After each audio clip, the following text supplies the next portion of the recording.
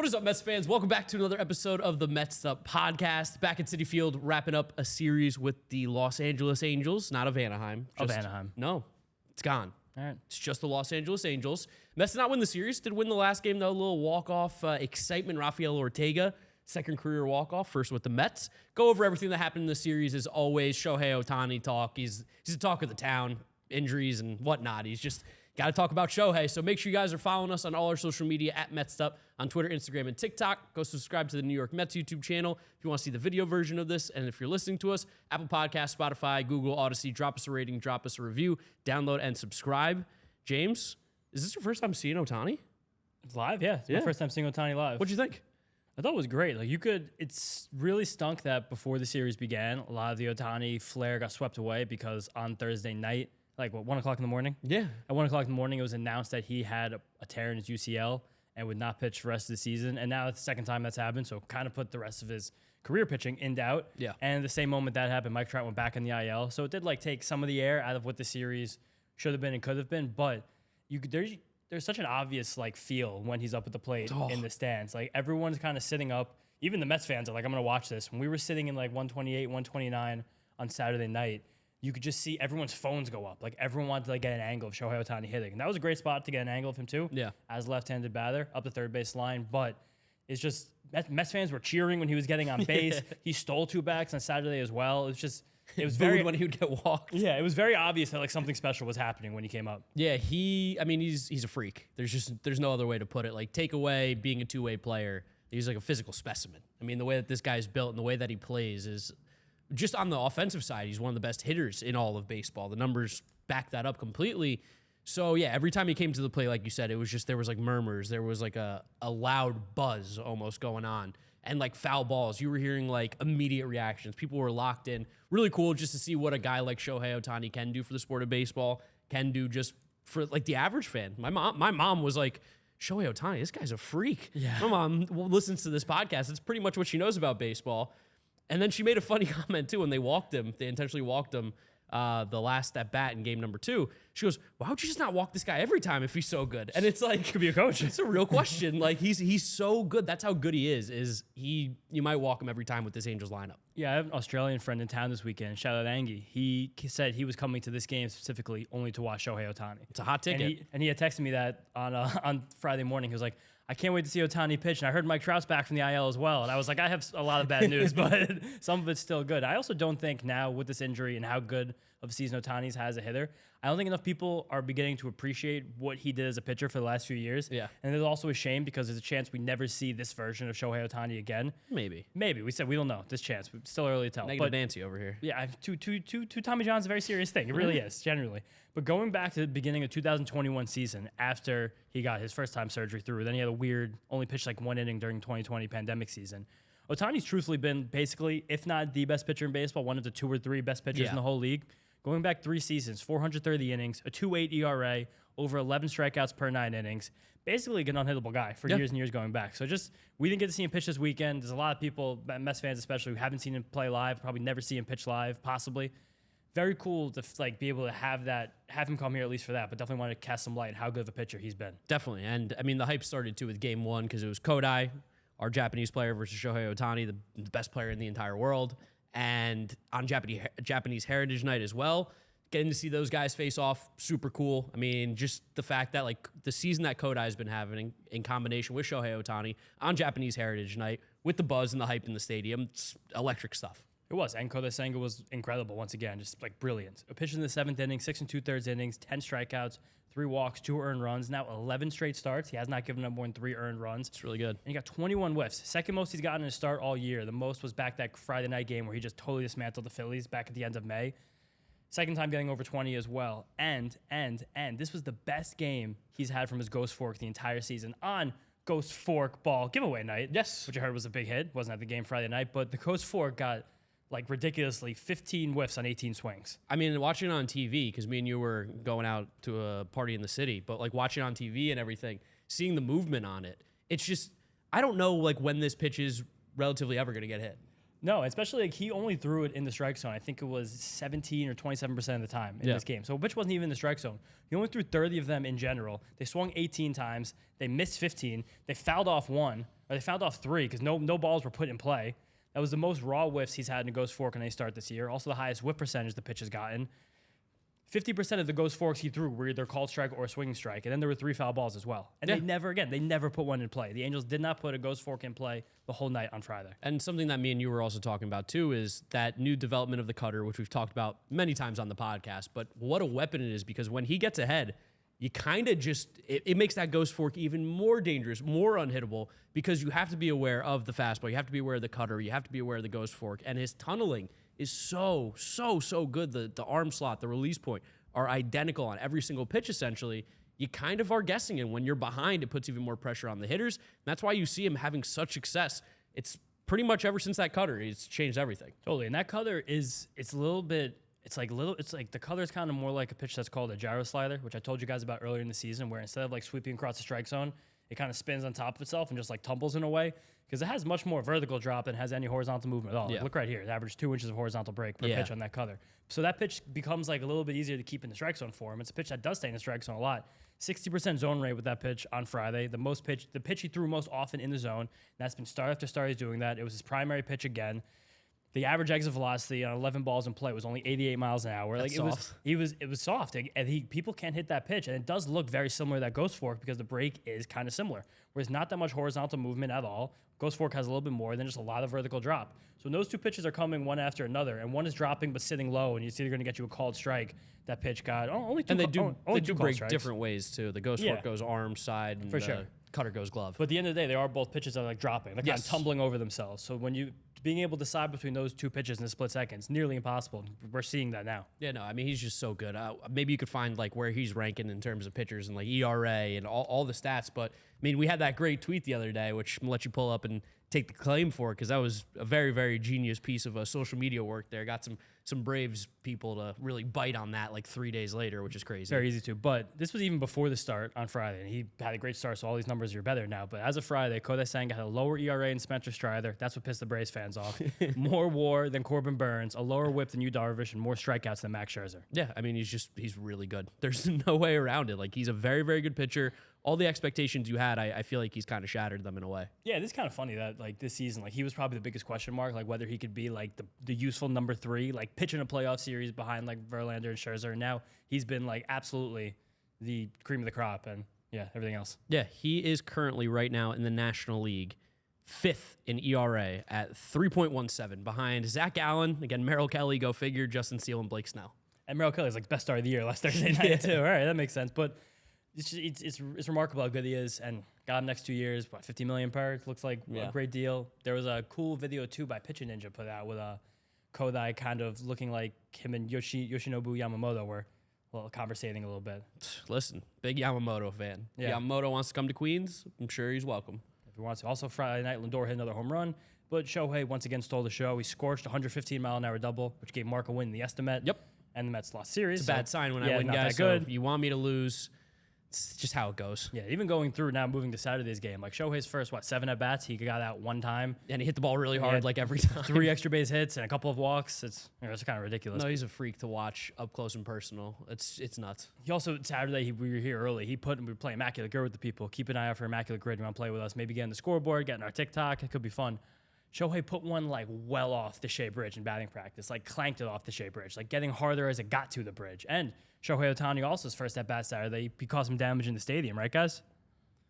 There was a bit of damage done by Mr. Ohtani. It was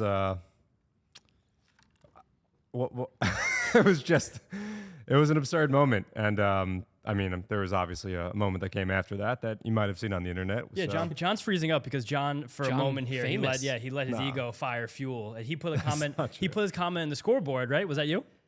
Yeah, it was a collaborative effort in the control team room. Man. Yeah, of course. Yeah, but no I in team, and no I in John. No I in John. But John put a funny comment in the scoreboard, and if you guys follow John on Twitter, he's at JMB and a bunch of numbers after that. All the other JMBs were taken. Oh yeah, he retweeted 5 different baseball media outlets putting his thing on the scoreboard about Shohei causing some damage in Citi Field. If there's something about John, he's proud of his work. Please don't break anything else, Shohei. That was because one of my greatest takes of the year, that Ellie De La Cruz wasn't even a top 30 prospect in the Reds organization in 2021. got no credit for it. Someone else took the credit for that on Twitter. So, Gotta be quicker. Gotta be great. quicker. Okay. How about just don't share things in the group chat? There were a couple times where James, like before like doing the podcast, would tell me something, and I would just quietly tweet it. And Really? Like, bang. Oh, so not a first-time offender. Oh, no. absolutely not. Mark steals most of the content. But that's where I was like, maybe I should start taking these for myself. And that birthed this whole thing. But yeah, John, 5 retweets. You went Ranging and from counted? John Heyman to talking baseball. Well, those were today. Yeah. Because there was a follow-up. We had to ask Mr. Ohtani to not do it again. Yeah, of course. Yeah, because it was crazy, but just the sheer strength, and that panel actually, guys, is now up for auction. So if you, the listeners at home, want a piece of history and you want to purchase the panel that Shohei Ohtani broke in our LED ribbons here at Citi Field, you can bid on that actual merchandise. So a pretty cool opportunity. Piece of LED. How big is it? I'm not sure how large a pack they cut out of the board. And I was like, because like, where do you even put that? Yeah, like is it bigger than this table?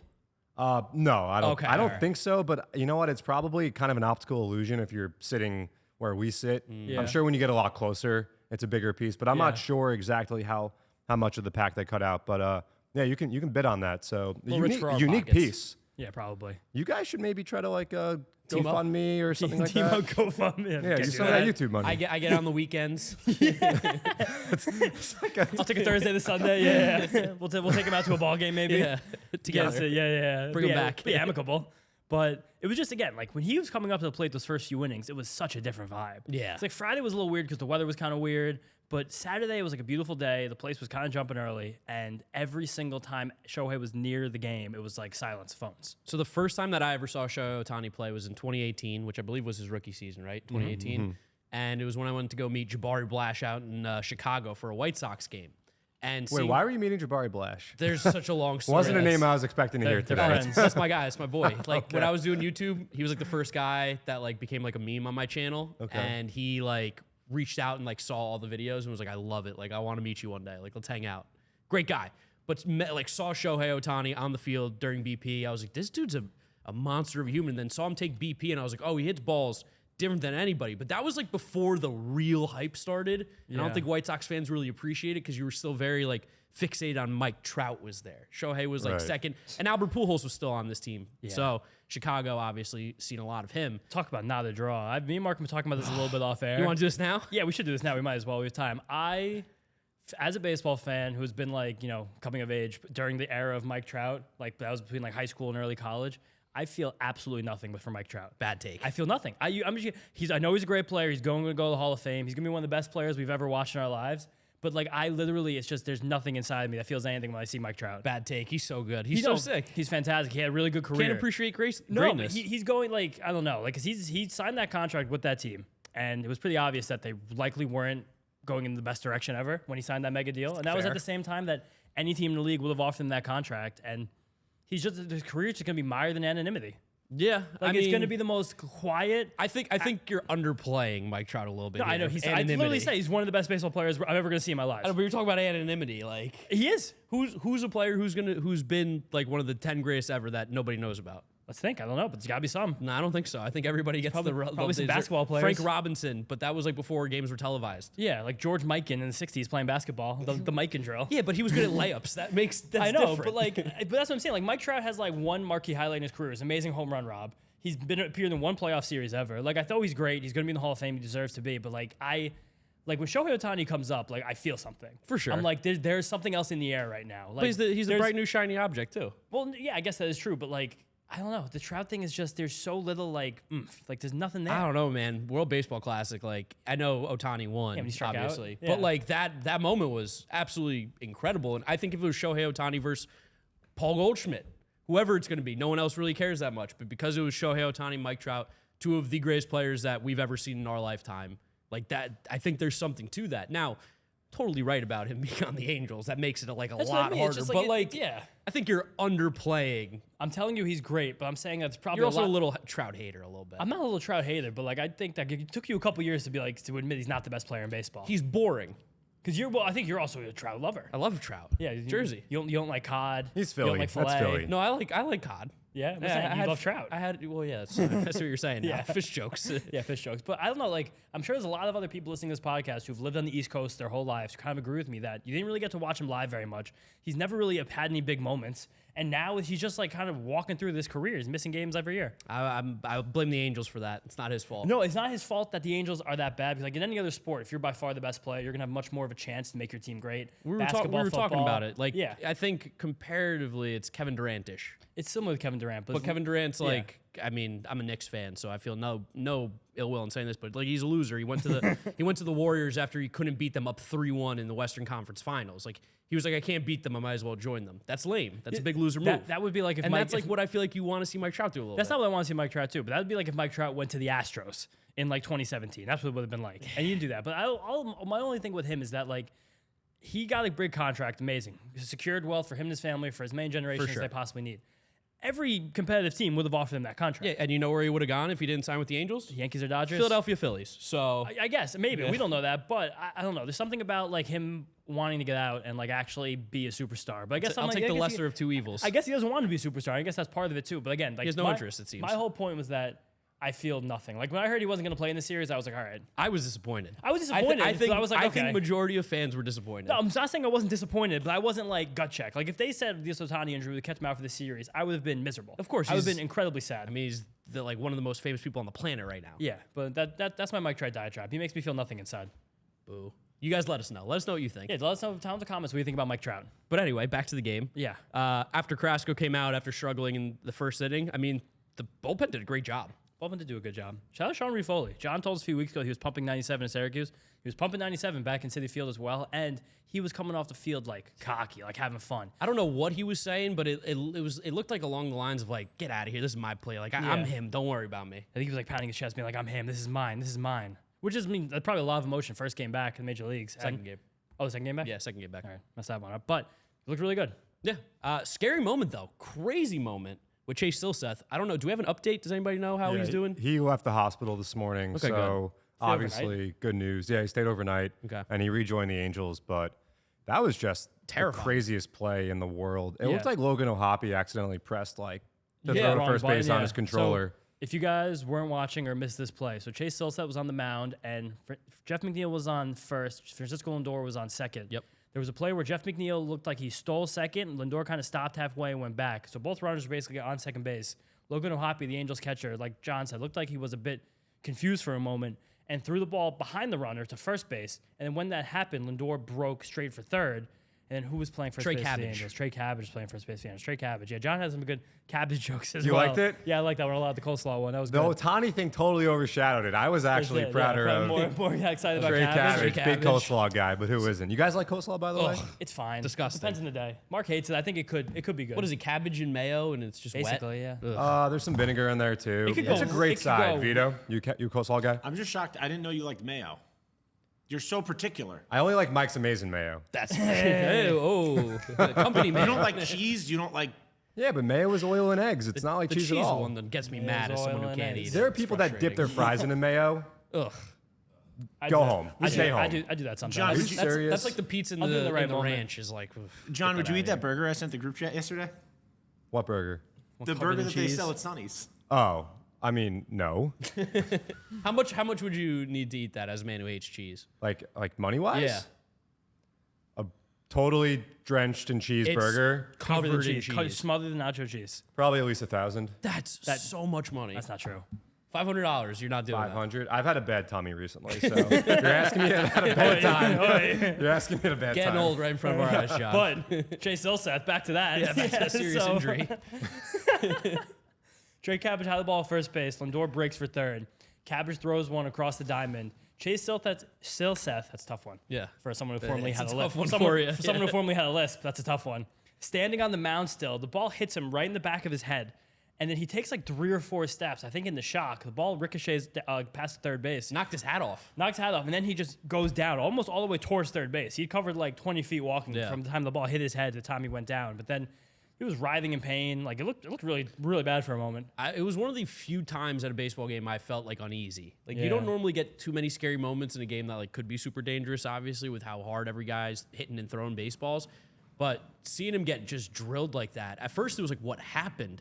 And then once you realize, like, oh, this guy's like not okay. Like this is very, very, and it always becomes real when you see the players from both teams like down like distraught. And every player left the field, which is Yeah. that's a rare thing for Never a seen baseball injury. And it was the whole field was empty for about 45 seconds, minute and a half. Yeah, so wishing the best for Chase Ilseth. Yes. Quick recovery. Hopefully everything's okay. Glad to hear he's out of the hospital. Totally.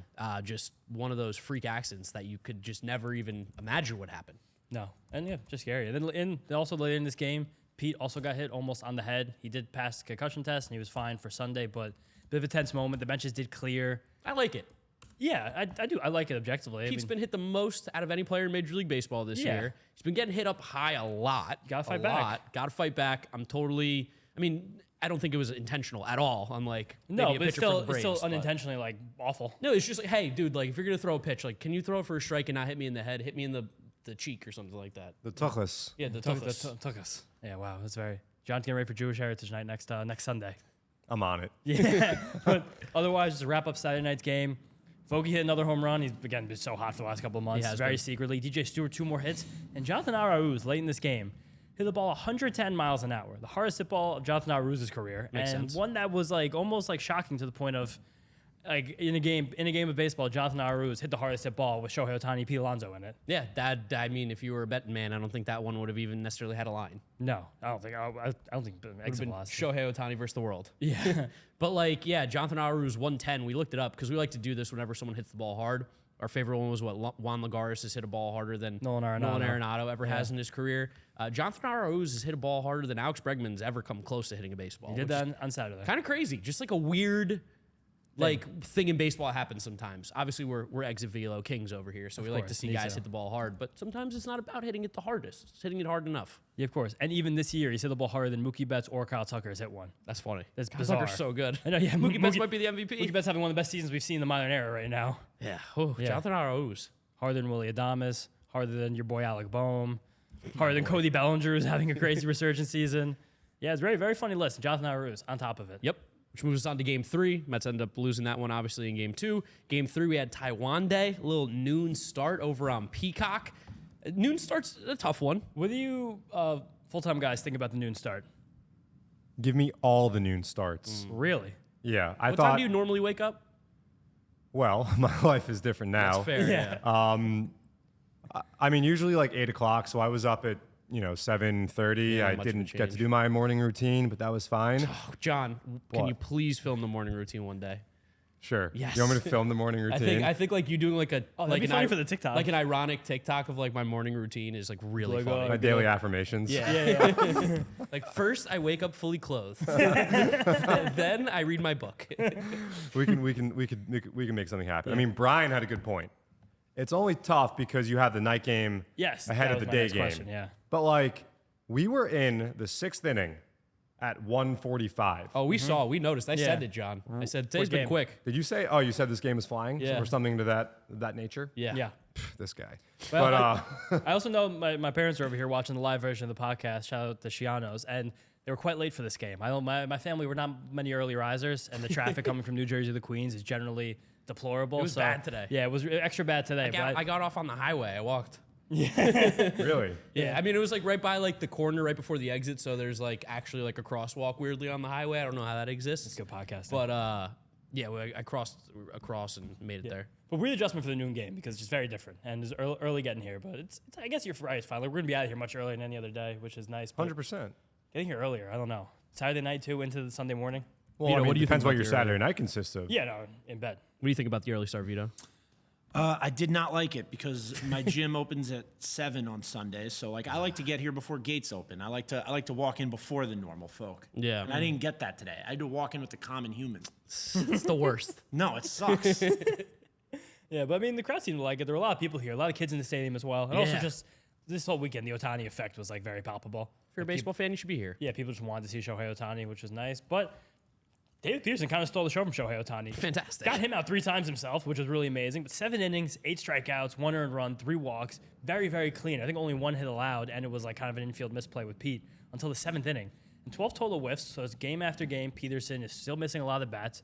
But the big story with Peterson this one was 7 whiffs on his 4-seam fastball. That's the most he's gotten any start this year. And I look back at the Illustrator, like his pitch chart, and it was all high fastballs. Very similar to when he was at his best last year. Something he talked about with us in spring training about how he really felt like he was his best when he was throwing that high fastball. He had low sinkers with that too. Got a lot of call strikes. Sliders looked good. It was It was really good start. His best start of the entire year by far. Yes, but unfortunately, David Peterson, the show got stolen from you because there was a stray pigeon. Yeah. Just hanging out on the field for what, like 2 or 3 innings? Like 4 or 5. And it was the star of the show. It was electric. Got in Chase Stillset's head a little bit. Yeah, no. That oh, not Chase Stillset, Griffin Canning. Yeah. Griffin Canning's head a little bit.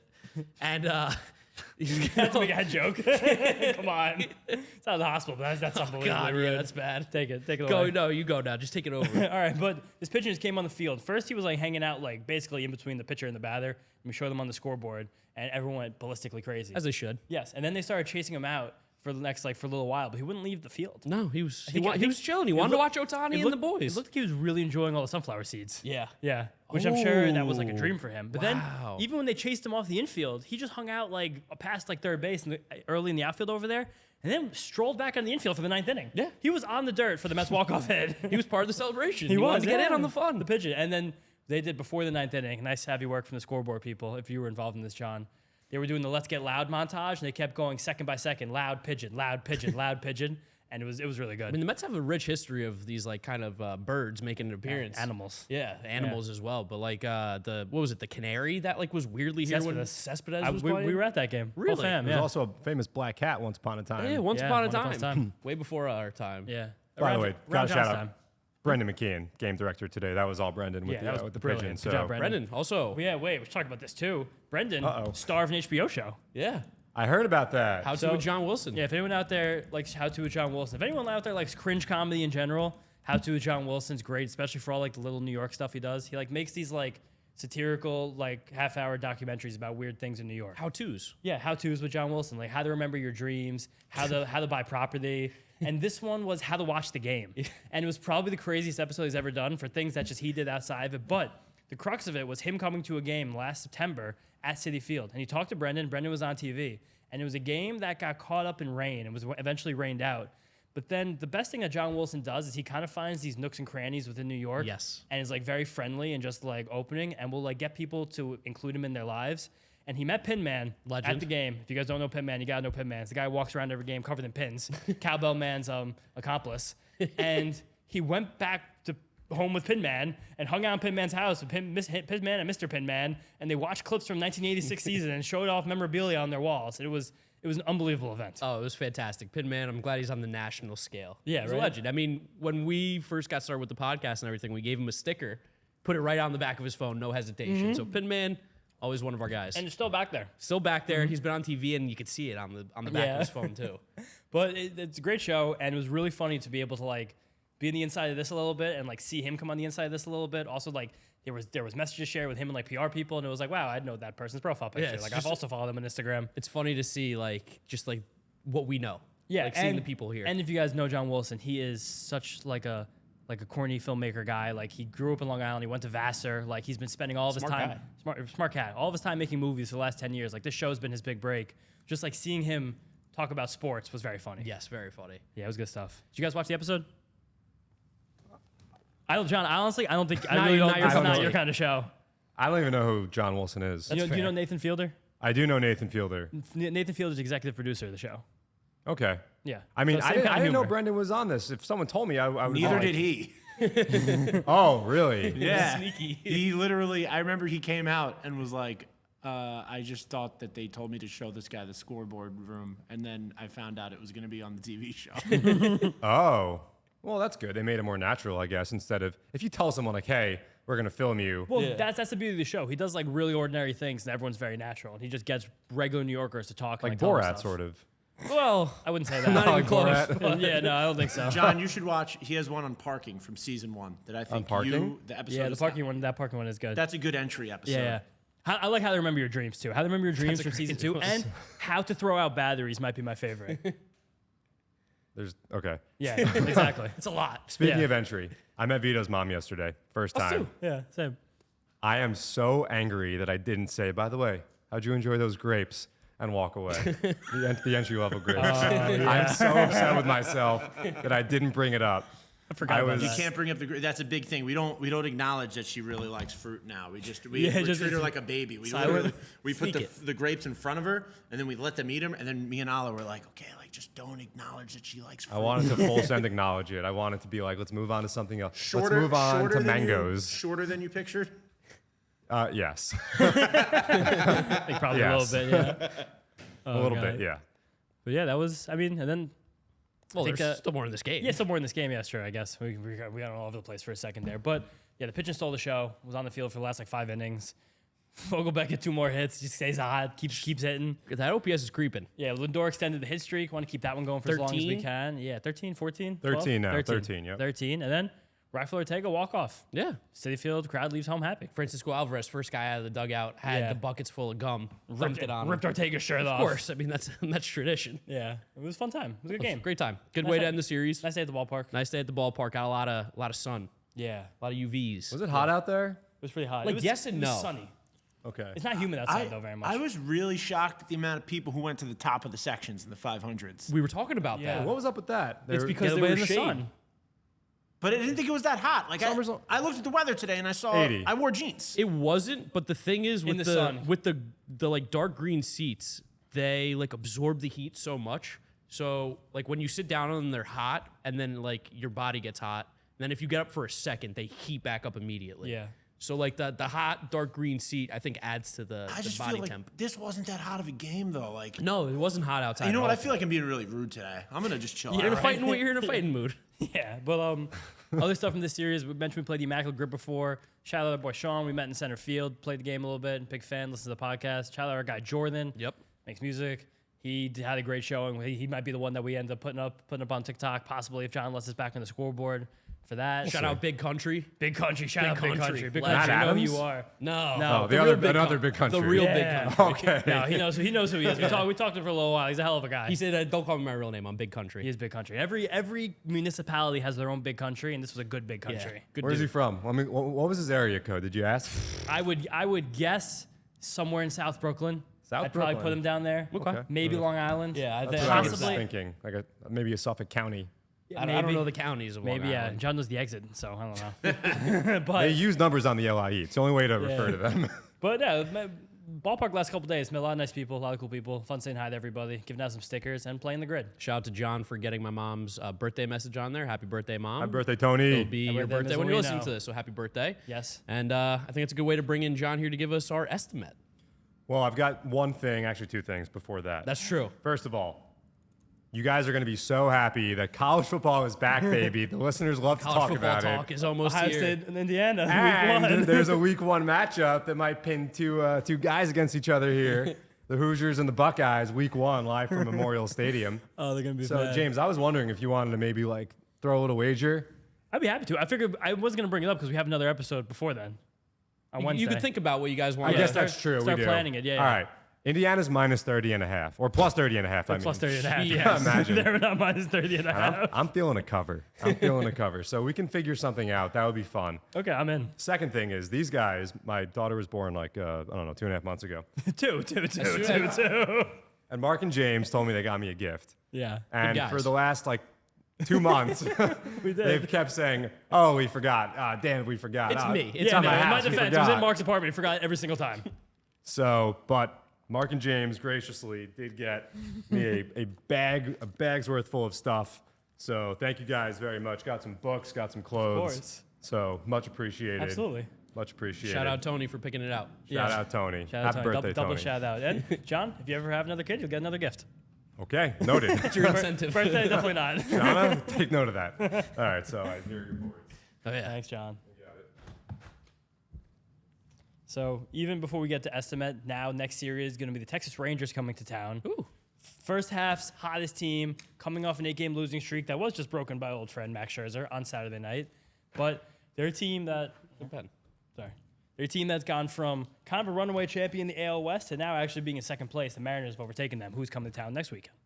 This weird ALS run is AL West run is very funny. Yeah. At the end of a season, like it's a little strange, honestly. That's the new schedule for you. Yeah, which Just I don't kind of sprinkle them in weirdly. which I don't like. But this isn't a sprinkle. That's what I'm saying. This is like here's 9 straight games. Yeah. It's a lot. Whatever. John, All right, so I gave you guys one before, but I'm going to change it up Oh, you on you. I changed love it, doing wow. that. thank God. I love doing that. Forgot what so, you even asked. Good.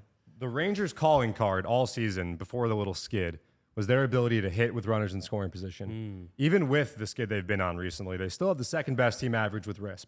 So you guys tell me, how many total hits with RISP will there be in the 3-game series? Oof. I don't even have any. Is there any chance you could just tell us what there was this last series? Hits with RISP? Yeah, I could Just if so you I can at guys least, like, fill get for a an second. Yeah, idea. I mean, this is bad radio when it's just No, it's me looking fine, something yeah. up. and This whole silence. podcast has been a weird vibe anyway. It's early Sunday. We're like normally the Mets play like a 3-hour game. So Yeah, and usually start 145. yeah, so we're normally like just about in the 5th inning Yeah. when we're doing this. But Still got a 5th inning I have a run. guess, to be fair. I don't know where this number's coming from. It's just nonsense, but I kind of like it. Yeah, no, just take some random Let's guesses. just take a nonsense guess. Like a team going 4 for 9 with RISP is very good. Yeah, Okay. that's true. And that's in one game. That's in one game. Okay. Yeah. Yeah, this number's... You know what was hard about? You know what was hard about the 12 o'clock start for me? I like to eat late now. I like You to weren't start even here that early. I got here. What do you mean? I got here at 9. Were you here that early? Yeah. I came here set up. I've been here for hours, but I like to eat at like 1 o'clock, 1:30 now, and it was like crunch time with the game going on. Like I had. Oh, yeah, for sure. I was nervous. I wasn't going to get What'd to you eat. grab? What'd you wind up getting? I got a burrito bowl because it's the cleanest. It's a nice thing to eat. I agree. Chicken. Yeah. Yeah. What else you get in there? I do no dairy now. But, Nice. you know, I did everything Welcome. except dairy Okay. Yeah. I love the pico. I always ask for more pico. The pico's good. and the guac. Yeah, guac's also really good. You can't go wrong at the Goya we bar. can't- Yeah, but we've been talking hyped about it it up way too too much. much. Every single day, the line's insane. Oh, it was there packed. It was a 30-minute wait for me today. Now. Yeah, no, You know literally. there's like- two, right? You know there's two. Yeah, but I don't go to. There's Yeah, one. but that one is never open anymore. Which one? 500s. That's where I went today. That's always. That's the open. one. Oh, really? That's There's the good one. one. There's one in the right field corner at the World's Fair Market. That's where I go. That's shout out Nancy. Nancy is my queen. And then there's a stand along the left field line where they might just have nachos. It's and just no It's only balls. nachos, no balls, no It's rice. just nachos. What do you guys think of ordering nachos? Hold the chips. That What does doesn't that make even any mean? sense. What does that I even saw mean? John do that. John, count down 3, 2, 1. All right, we can talk about it later. All right, 3, 2, 1. 11. 12. How did we do that again? Nice. Did you see my number? No. Wow. I was going to do 11. Really? But I did the 111.1 this time. That was bad juju for me, Yeah. so I went away from it. Wow, interesting. Nice. What a random... Always so close. I mean, it makes sense because when he said the 4 in a game was good, I just did the 4 times 3. That's fair, yeah. Yeah. So what are the pitching matchups? Pitching matchups for this series. Monday night, Tyler McGill versus John Gray. Okay. Tuesday, also night, Jose Quintana versus Andrew Heaney. Then Wednesday, 6:40. So 7:10, 7:10, So that 6:40 means for the people national at game, home. right? Fox probably? It doesn't say it on here. Usually TV, if it's national, will say it, but it looks like Okay. local. Kodai Senga versus Dane Dunning. Two of the surprise stars this year in the league. Yes. And I think our buddy Dave's going to come to that game too to, Oh, is he really? to see his boy Dane. Nice, yeah. No, and Ernie, our friend Ernie's good friends with Dane as well. Yeah. What a great year. He's having one of the best years of any pitcher in the American League, being truthfully honest. He's pitched phenomenally, and he started off in the relief role, too, with them. Yeah, Dane Dunning's made a cool adjustment this year where he was a guy who kind of got swept up in what became this like massive like 4-seam fastball overhaul over the last few years, I feel like. And it was never that good of a pitch, but he stopped throwing it. You really only threw it when he came up in 2020. And this year, the sinker is just getting much better results. And he's throwing a cutter more. Okay. And it's just, Well, those are the opposites. yeah, it's the all banana peel. The banana peel. It's all coming together. And like, look, he's just putting these sinkers like right down the heart of the plate. Oh, It's yeah. just getting missed. And good sliders outside. He's having a very good year. And the Rangers have definitely like hit something with their player development as well. They're not baseball nirvana like the Orioles just yet, but they're doing a lot of good things. Pretty close. Yeah, and they go up and down. They hired the guy a few years ago, Darren William, who Willem. Willem? Darren Willem? Willman, I thought. Willman, I thought it was William. No, I thought it was Willman. Whatever. Darren Willem. Fangraphs is his brainchild. Not Fangraphs, Baseball Savant, his brainchild. And they pulled him in to lead their player development a few years ago. And these are like the fruits of that coming up now. Yeah, and I mean this team's pretty loaded, like especially offensively. Jonah Heim, one of the better catchers in baseball, New York guy as well. Jonah Heim also he had a wrist thing he's playing through right now, so he's not had the same power since he came back from that. I think I'm friends with his dad on Twitter. I think Really? we exchanged DMs. John, is Jonah Heim Jewish? The Buffalo Basher? That's a good question. Jonah Heim. I don't think sounds he it. is. I think that because they came last year, the Rangers did. They did, yeah. And I think we had this conversation. I think it's a sounds like it, but isn't actually Okay, a all right. situation. Nathaniel Lowe, don't call him Nate. Nathaniel Lowe. It's Nathaniel. for his mom, kind of like John with Jonathan, but we still call him John. Yep. Marcus messed Semien, up. stud.